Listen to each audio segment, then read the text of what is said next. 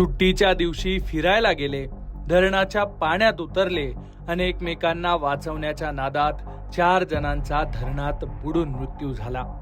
नाशिक जिल्ह्यातल्या प्रसिद्ध कश्यपी धरणावर मंगळवारी संध्याकाळी ही काळजाचा थरकाप उडवणारी घटना घडली आहे. या दुर्घटनेत 4 जणांचा मृत्यू कसा झाला, पाण्यात बुडालेल्या दाम्पत्याच्या चिमुकलीला कुणी वाचवलं, सगळा घटनाक्रम सविस्तर समजून घेऊ. घडलं असं की नाशिकमध्ये राहणारे 32 वर्षीय सचिन ठोंबरे हे आपल्या कुटुंबाला घेऊन फिरायला गेले होते. सचिन आपल्या गरोदर पत्नी रोहिणी ठोंबरे, 2 वर्षांची चिमुकली आणि शेजारी राहणाऱ्या 2 लहान मुलांना घेऊन कश्यपी धरणावर गेले. जाताना हसत खेळत निघालेल्या या कुटुंबासोबत असं काही घडेल असा विचारही कुणी केला नव्हता. मंगळवारी संध्याकाळी 5 वाजेच्या सुमारास हे सगळे आंघोळीसाठी धरणाच्या पाण्यात उतरले.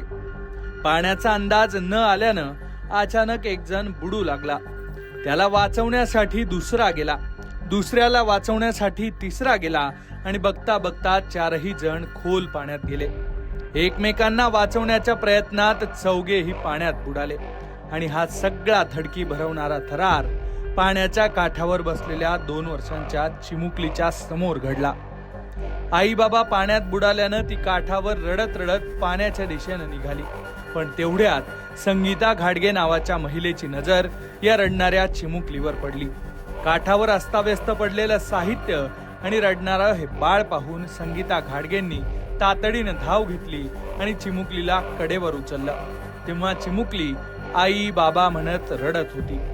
संगीता घाडगे यांना ही घटना कळली आणि त्यांनी प्रसंगावधान दाखवत मुलीचा जीव वाचवल्यानंतर या कुटुंबाच्या मदतीसाठी गावकऱ्यांकडे धाव घेतली. त्यांनी आरडाओरडा केला तेव्हा जवळच्या गावात कुस्तीची स्पर्धा सुरू होती. तिथपर्यंत ही माहिती पोहोचली. धाडसी तरुणांनी धरणाकडे धाव घेतली. तरुणांनी जीवाची पर्वा न करता धरणाच्या पाण्यात उड्या घेतल्या. त्याचबरोबर त्यांच्या मदतीला जवळच्या हॉटेलवर काम करणारे तरुणही धावले. अंधार पडण्यापूर्वी चौघांनाही बाहेर काढण्यात आलं, पण दुर्दैवानं तोपर्यंत उशीर झालेला होता आणि चौघांचाही श्वास थांबलेला होता. आज रोजी आमच्या हद्दीतील कश्यपी डॅम येथे एक कुटुंब बुडाल्याची माहिती मिळालेली होती. त्या अनुषंगाने आम्ही तात्काळ घटनास्थळी पोहोचलो. स्थानिक हॉटेल चालक तसेच स्थानिक नागरिक यांनी लागलीच आम्हाला तात्काळ मदत पुरवली आणि अंधार पडण्याच्या आत साधारणतः इथले स्थानिक पोहणाऱ्यांनी 1 तासभर पाण्यामध्ये शोध घेऊन जीवाची बाजी लावून सदर मृतदेह पाण्याबाहेर काढलेले आहेत.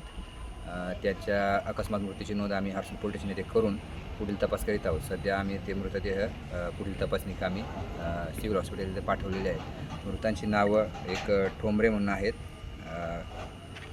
सचिन ठोंबरे आणि रोहिणी ठोंबरे हे नवरा बायको होते आणि त्यांचे शेजारी राहणारे केतन पवार आणि कौशल पवार असे 2 मुलं साधारण 16 वर्षाचे आणि 14 वर्षाचे असे त्यांच्यासोबत आलेले होते.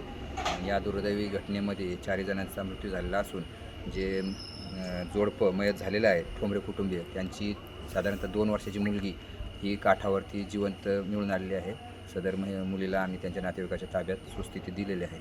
पुढील तपास करीत आहोत. या दुर्घटनेत इंजिनियर असलेल्या सचिन ठोंबरे, त्यांची पत्नी रोहिणी ठोंबरे, घराशेजारी राहणारे 2 सख्खे भावंड केतन पवार आणि कौशल्य पवार या चौघांचाही मृत्यू झालाय.